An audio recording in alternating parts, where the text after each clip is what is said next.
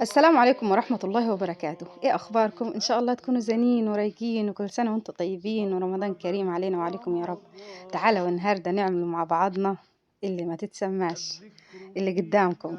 يعني بصوا، حاولت نجمع لها اسم ما عرفتش، فقررت اني انا نطلق عليها اللي ما تتسماش. حاجة سهلة وسريعة وبسيطة ملهاش اسم. بصي، لا حتحتاجي بيض ولا حتحتاجي بيكنج باودر ولا حتحتاجي خميرة ولا حتحتاجي أي حاجة، هن شوية دقيق وشوية مية وحتطلع القمر العسل معاكي وجميلة ولذيذة. ولو عندك ضيوف شكلها أصلا حيشرفوا قدام ضيوفك، وحاجة سهلة وخفيفة ولذيذة، وبصوا عسل عسل يعني. تعالوا مع بعضنا النهاردة نشوفوها هتتعمل ازاي. أول حاجة هنجيب الشربات، جبت كوباية سكر وعليها نص كوباية مية، وحطيت عليها عصرة ليمونة. وبعدين بعد عصرة الليمونة تروح تديها قليبة قليبة كده، ورحت بعدين فضيت عليها ظرف فانيليا وحطيناها على النار عشان تلحق تعقد وتبرد. يعني لازم تبقى باردة معانا. فبصوا، بما ان المية قليلة خالص والسكر فمش هتاخد وقت معاك، يعني يا دوب مش هتكمل 5 دقايق وهتلاقي وهتطفي عليها. بعدين جبت البولة اللي هنشتغل فيها، هتحطي نص كوباية مية. تمام. وهتحطي معاها معلقة متخلطة سمنة بزيت. بصوا السمنة أنا سيحتها شوية عشان ما نستهلكش كمية، يعني ما تاخدش معايا كمية. فجيت هنا بعد ما حطيت شوية السمنة وزيت، بصوا السمنة هتديها نعومة كده، تخليها زي مرملة. هتفرق خالص بصراحة في المعجنات. بعدين جبت معلقة سكر ودوبتها فيها، وذرة ملح كده صغيرة خالص عشان يتعادل الطعم أو تظبط معايا الطعم. حطيتها فيها. جيت دوبتهم كويس خالص نتأكد إن السكر داب يعني كويس. وجيت حطيت كوبايتين دقيق بس. احتجت شوية مية تاني، يعني حطيت حوالي نص كوباية إلا، يعني تلت كوباية تاني حطيتها مية.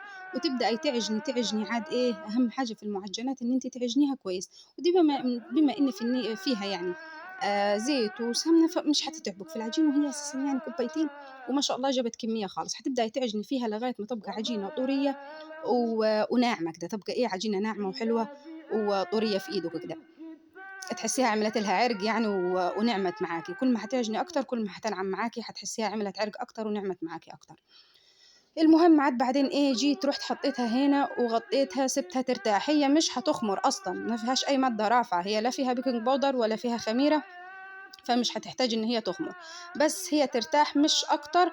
عشان تبقى سهله معي في الشكيل، لان هي عملت لها عرق طبعا، فعشان تبقى مرتاحه كده وسهله معي في الشكيل.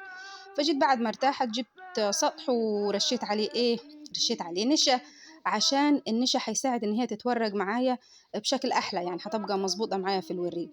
فجيت بدأت نفردها بالنشا، يعني شوية نشا من تحت وشوية نشا من فوق. وما تكتريش نشا، حاولي ما تكتريش يعني.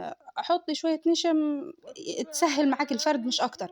ما تحطيش كمية نشا كتير عشان العجينة ما تحجرش معاك. يعني أنا زي كده هتحاول تلصق معايا، ولكن هنحاول نتحملها يعني. اللي هو مش هنحط لك نشا تاني عشان ما نبوظكش يعني. تمام، يا دوب حاجة خفيفة خالص كده. فجيتي فرديها، انتي هتبقي اشطر مني طبعا واحسن مني هتفرديها بشكل مظبوط. انا كان لي هبوز طالع كده من قدام، مش مشكله. اهم حاجه تتفرد معاكي كويس خالص، بحيث ان السطح اللي من تحت يبان، يعني السطح اللي انت شغاله عليه يبقى باين. بمعنى ان العجينه ما تبقاش كبيره، ما تبقاش سميكه، سوري. تمام. فجيت شفته برغم ان ايدي والله متعوره وبتاع، فقررت نعمل لهم حلويات يلا. فبصوا اديني رهفتها كده وخليتها عاد قمر. هتجي بعدين تمسك تشيلي اطرافها كلها بالسكين، بحيث ان انت تخلي العجينه متساويه معاكي. وبما ان الاطراف هتبقى يعني سميكه الى حد ما، فمش محتاجينها، احنا مش عايزينها. تمام. هتجي تشيل الاطراف، وطبعا هنستخدموها احنا، مش هنرموا حاجه. هنجو يعني انا استخدمتها تاني، جيت فردتها تاني وعملت فيها نفس الحركه ونفس الموضوع. فاحنا مش هنرموا حاجه يعني. فجيت بعد ما تبقى معاكي عجينة مستطيلة كده أو مربعة، المهم تبقى عجينة متساوية وحلوة ونفس نفس السمك كلها، حجيت تقطعيها مستطيلات زي كده. تمام. مستطيلات قد بعضها تبقى متساوية.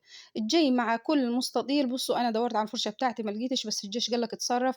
فقعدت نعمل بالمعلقة قطر وبإيدي قطر لغاية ما تقطت. المهم حجي على كل مستطيل تحطي لها حتة سمنة، هتعملي معاملة الجلاش يعني. تمام. حجي تحطي لها حتة سمنة في كل هنا، ما تكتريش يعني. بصوا أنا باليم يعني. فبس بما إن الفرشة ما كانتش معايا فالموضوع متعب يعني شوي. المهم حجي على كل مستطيل من المستطيلات اللي عملتيها دي جيت إيه تحطي لها كمية سمنة حلوة. السمنة يا إخوانا والله هتوديها في حتة تانية، تخليها مرملة كده، بصوا ناعمة ومرملة كده ولذيذة يعني.